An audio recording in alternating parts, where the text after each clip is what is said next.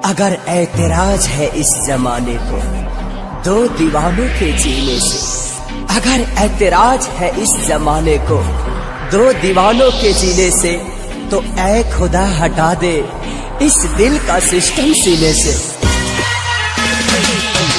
Music director Tuntun Babu सलाहा Hajipur Vaishali.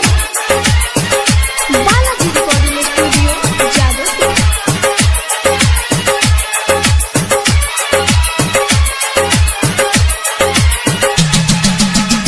Presented by Anshu Bala music.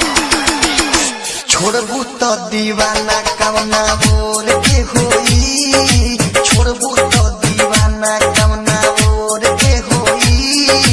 आखिरी मिलन मोटा मोर के होई, आखिरी मिलन मोटा मोर के होई।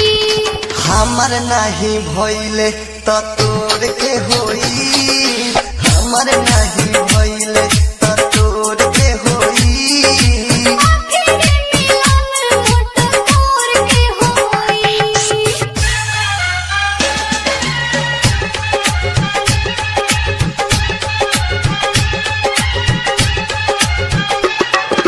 म्यूजिक डायरेक्टर टुनटुन बाबू सलाहा हाजीपुर वैशाली।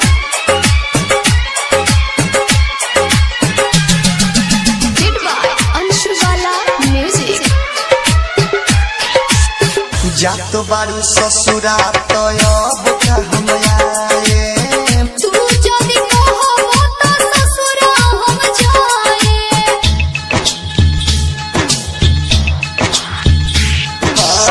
जा तो बारू ससुरा तो अब का हम आए। तू जदी कहबो तो ससुरा हम जाए।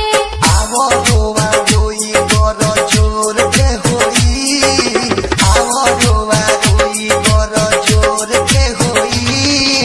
आखिरी मिलन मोटा मोर के होई, आखिरी मिलन मोटा मोर के होई।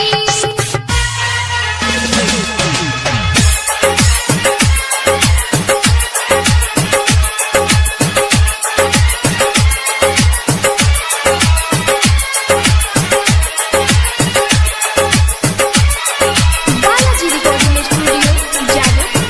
सब लोग गीत गावे मेरा ही